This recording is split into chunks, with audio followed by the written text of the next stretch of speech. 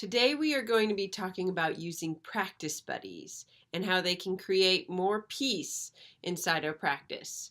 I'm Jody St. Clair and this is Adventures in Suzuki Parenting. We are going to be trying to create a neutral voice in our practice with the practice buddy. And what I mean by that is that the practice buddy is going to be giving instructions instead of the parent giving instructions, even though it's really the same thing. However, when the instruction is coming from the practice buddy, the child is just much more willing to listen to that, to have fun with that instruction, to really try their best with the instruction. And that's because it just takes a little bit of the risk out of the whole situation. So when you are meeting a lot of resistance, let's say your child is playing and you ask them to fix something and they start to kind of put up a fuss about that. That is because the child is feeling directly kind of at risk with that feedback.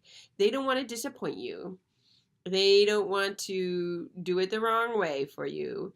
And maybe they feel like they can't quite get it the right way. But using that practice buddy is going to make it so that they feel a little bit more free to really be able to try something new, to make mistakes, and all of those kind of things that we need in order to make that environment for learning. The practice buddy can be used for reminders, so that the child doesn't feel interrupted. That also can be a great way of doing a nonverbal cue. Being kind of nagged at while we're playing is never very much fun. It feels really similar to talking and then somebody trying to talk over you. So if you can use the practice buddy to give a little nonverbal cue, that might also make it really easier and you'll meet less resistance. So the practice buddy can be used for giving reminders for techniques, for memory spots, or for position points. All of those things are great ways to use your practice buddy.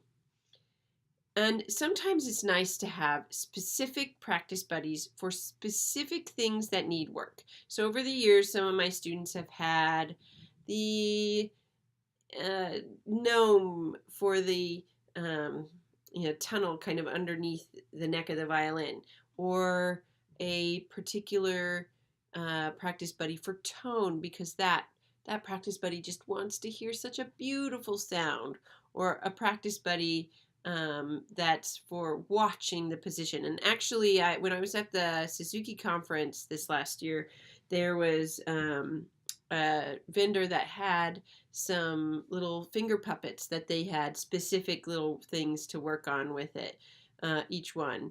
And I think that the really just is taking that idea into a really high level. So I ended up getting a little owl for watching position and a flying pig for when a big accomplishment is made and that practice buddy gets to come out and celebrate.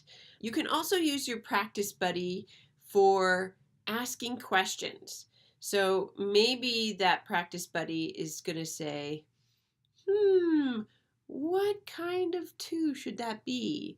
Or did that note start on a down bow or an up bow? And instead of the parent asking the question and feeling a little bit more quizzed, the child will feel like they're kind of educating the practice buddy, that they're explaining it to them. So I'm going to give you some examples of some practice buddies that I have in my studio, just to give you some ideas. So this here, I really love these guys. This is one of these little frogs with some sand inside, and they sit really nicely on a shoulder because they're a little weighted. So they can be on the instrument. That a nice reminder for some endless things. Or this would be a great practice buddy for asking questions as well, because it just seems, I think he has a little bit of personality there. So I love using finger puppets. So I got these, I think, at IKEA.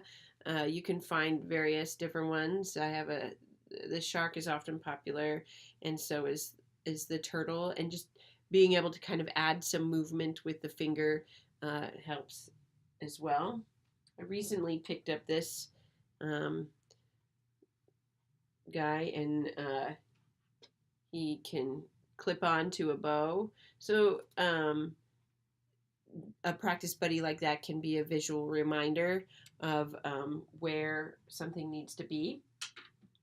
And then I often use just a plastic dinosaur. I mean, just super simple. So sometimes I have the practice dinosaur celebrate, yay, or ooh, we need to try a little harder. That, or that wasn't quite it yet, or practice buddies can also come and do a little gentle non-verbal reminder as well, like that, just to kind of bring attention to a spot or something that's needing a little bit of help. So I hope that gives you some ideas on how you can use a practice buddy in your own practice, and maybe you have something just in your home that you've already could just pull into your toolbox for practice. The other thing that I usually with my practice buddies, I like things that are on the smaller side. There's just something kind of precious and sweet, and it also can be fit in a case. It can be kind of easily put into the toolbox. It's not something that will necessarily wander around the house and have to go search for it when you need it. So small practice buddies are generally the way that I go when I'm picking things out. If you found this video useful, please like and subscribe. That helps me a lot. And you can also share this video with another parent or your teacher. Those are all great ways to kind of help other people find great practice tips as well. Happy practicing.